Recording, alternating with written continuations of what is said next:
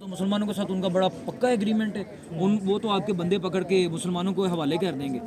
تو میں کہا تمہیں کیسے، میں کہا اس کے جب تم جاؤ گے کل نا تو وہ تم سے تمہارے بندے مانگیں گے۔ تو ایسا ہی ہوا، جب یہ گئے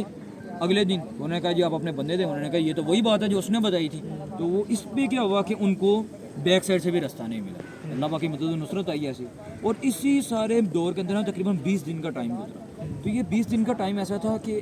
موسم کی اگر بات کی جائے اس وقت موسم بہت سخت تھا اور قحط سالی کا زمانہ تھا، یعنی کہ کھانے کے لیے مسلمانوں کے پاس کچھ نہیں تھا اور بھوک کا یہ عالم تھا، 3 دن سے بھوکے تھے، اور نبی کریم صلی اللہ علیہ وسلم نے خود اپنے پیٹ بنفس نفیس اپنے پیٹ پہ پتھر باندھے تھے بھوک کے عالم کی وجہ سے۔ اب تصور کریں کہ اگر آپ اور میں اگر اس جگہ پہ ہوں تو اگر ہمیں کہا جائے ہم 3 دن سے بھوکے ہوں، اگر ہمیں کہا جائے کہ آپ نے اپنے گھروں سے نکلنا اور کچھ فاصلے پہ جا کے آپ نے خندق کھودنی ہے اور خندق کھودنے کے بعد آپ نے مشرکین کا مقابلہ کرنا ہے، تو ہم تو کہیں گے یار کوئی تھوڑا سا بیچ والا راستہ نکالیں، یہ بڑا مشکل کام ہے، ٹف کام ہے۔ تو حالانکہ یہاں پہ مسئلہ کیا تھا، یہ جنگ کیوں ہو رہی تھی، یہ مشرکین مسلمانوں پہ حملہ کیوں کر رہے تھے؟ اصل تو سوال یہ ہے نا، کیا مسئلہ وہ یہ نہیں، وہ ان کی جائیدادوں پہ قبضہ نہیں کرنا چاہتے تھے، نہ تو وہ ان کے مال لینا چاہتے، وہ کہتے ہیں ٹھیک ہے تم مدینہ میں رہو، تم اپنی حکومت کرو، تمہارا مسلمانوں کا معاشرہ ٹھیک ہے، لیکن نظام ہمارا چلے گا، ہمارے ماتحت رہو، تمہاری ریاست ہوگی ہمارے ماتحت ہوگی، آرڈر آف لا ہمارا چلے گا، تم ہمارے ماتحت رہ کے کام کرو گے۔ لیکن مسلمان کہتے تھے حکم اللہ اور اللہ کے رسول کا ہوگا، تمہارا نہیں ہوگا۔ صرف اس کانفلکٹ کے اوپر جنگ ہو رہی تھی۔ حالانکہ میں اگر وہاں پہ ہوتا تو میں تو یہ کہتا یار فی الحال ہم ان کی بات مان لیتے ہیں، بعد میں جب ہم اسٹیبل ہو جائیں گے پھر ہم ان پہ جنگ کریں گے۔ لیکن ان حضرات کا ایمان کا لیول یہ تھا کہ انہوں نے کہا کوئی مسئلہ نہیں، ہمارے پاس کچھ نہیں ہے، لیکن اللہ اور اللہ کے رسول کا حکم آ گیا، ہم لڑیں گے۔ پھر کیا ہوا، پھر جب انہوں نے اپنا جان مان سب کچھ اللہ کے راستے میں نکال دیا تو پھر کیا ہوا، پھر اللہ پاک کی مدد و نصرت ہے۔ پھر آندھی اور طوفان چلے، اور ریت کا طوفان تھا، اتنا سخت تھا، ان کے خیمے اکھڑ گئے، ان کے جانور بھاگ گئے، ان کے بڑے بڑے جو کھانے پکانے کے برتن تھے، 10,000 کا لشکر تھا تو وہ بھی الٹ کے سارا نظام خراب ہو گیا، تو یہ لشکر سارے کا سارا واپس چلا گیا بغیر جنگ کیے۔ اس میں کیا ہوا، حضرت سعد بن معاذ رضی اللہ تعالیٰ عنہ کیونکہ وہ تیر اندازی کرتے تھے، اس میں نا ان کو زخم ہوا،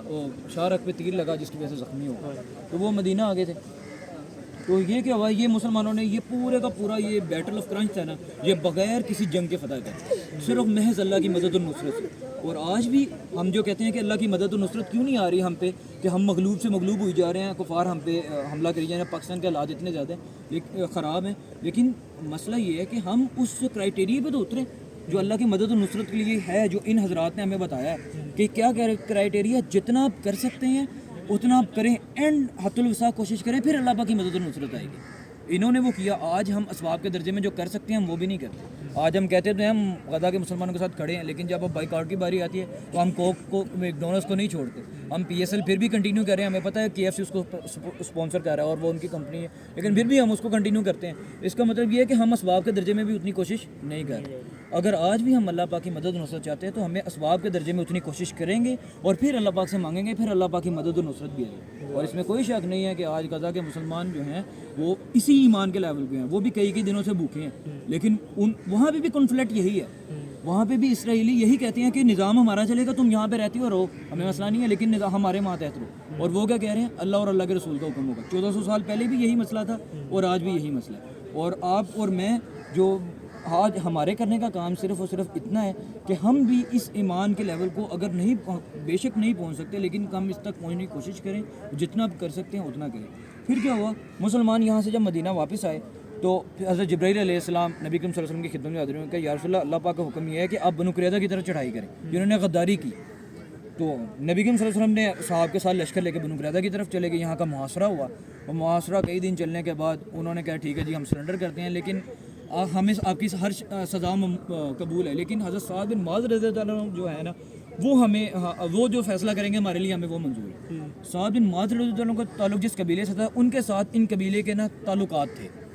جس کی وجہ سے وہ یہ سمجھ رہے تھے کہ شاید حضرت سعد بن معاذ رضی اللہ عنہ جو ہے نا وہ ہمارے لیے نا ذرا نرمی والا معاملہ کریں گے۔ تو کیا ہوا، نبی کریم صلی اللہ علیہ وسلم نے حضرت سعد بن معاذ کو کہا ٹھیک ہے تم فیصلہ کرو۔ تو وہ گئے اس قلعے میں، تو انہوں نے ایک عجیب سا، جس طرح وہ ان کی یہ شروع سے روایت ہے، انہوں نے حضرت صاحب بن معاذ رضی اللہ عنہ کے راستے میں عورتیں اور بچوں کو بٹھا دیا اور وہ آیا گزاری اور منت سماجت کرتے تھے کہ آپ وہ کوئی معاملات کر دیں۔ بہرحال حضرت صاحب بن معاذ رضی اللہ عنہ واپس آئے اور واپس آ کے یہ فیصلہ کیا ان کے جنگجوؤں کو قتل کیا جائے اور ان کی عورتوں اور بچوں کو قید کر لیا جائے. اور یہ جو فیصلہ کیا تھا اس پہ نبی کریم صلی اللہ علیہ وسلم کا بے شک سعد تم نے اللہ کے حکم کے مطابق فیصلہ کیا. اور یہ جو سعد بن معاذ رضی اللہ عنہ نے جو فیصلہ کیا تھا وہ ان کی کتاب میں سے فیصلہ کیا تھا کہ اہل یہود تھے, ان کی کتاب میں اس جرم کی یہی سزا تھی. تو جو ان کے مذہب کے اندر جو سزا تھی وہی سزا ان کے اوپر امپلیمنٹ کی. یعنی کہ ایسا نہیں تھا کہ مسلمانوں نے جو اپنی جو موجودہ جو معاملات تھے اس کے ان کی سزا ہے, اور ہوا بھی یہی, ان کے جنگجوؤں کو قتل کیا گیا اور ان کی عورتوں اور بچوں کو باندی بنا لیا گیا. اور پھر کیا ہوا, پھر مسلمانوں نے مدینہ کے اوپر قابض ہو گئے. پھر نبی کریم صلی اللہ علیہ وسلم نے فرمایا اب مشرکین حملے کے لیے نہیں آئیں گے, اب ہم ان کے تعاقب میں جائیں گے. پھر نبی کریم صلی اللہ علیہ وسلم یہاں پہ لشکر اکٹھا کر کے پھر مکہ کی طرف چڑھائی کی اور اس کے بعد فتح مکہ ہو. ان کے سارے سینیریوں میں جو بات وہی ہے کہ 1400 سال پہلے بھی وہی حالات تھے, 1400 سال پہلے بھی مسئلہ وہی تھا اور آج بھی مسئلہ وہی ہے. 1400 سال پہلے بھی اگر اللہ کی مدد و نصرت آئی وہ کس وجہ سے آئی, وہ کرائٹیریا ہمارے سامنے. اور آج بھی اگر ہم اللہ کی مدد و نصرت چاہتے ہیں تو اس کا کرائٹیریا یہی ہے کہ ہم اپنے ایمان کو اس لیول تک لے کے جائیں اور جو ہم کر سکتے ہیں کم از کم اتنا کریں, پھر اللہ پاک کی مدد و نصرت ہے. اس کے بعد فتح مکہ کے بعد کا وہ مسجد نبوی کا ماڈل اور بیوت صحابہ کا ماڈل ہوا ہے. اس کے بعد جب مسلمان نے فتح مکہ کر لیا اور اس کے بعد پھر جو ان کی کمیونٹی فرسٹ کمیونٹی جو بنی تھی مسلمان معاشرہ وہ تھا. جزاک اللہ, تھینک یو سو مچ.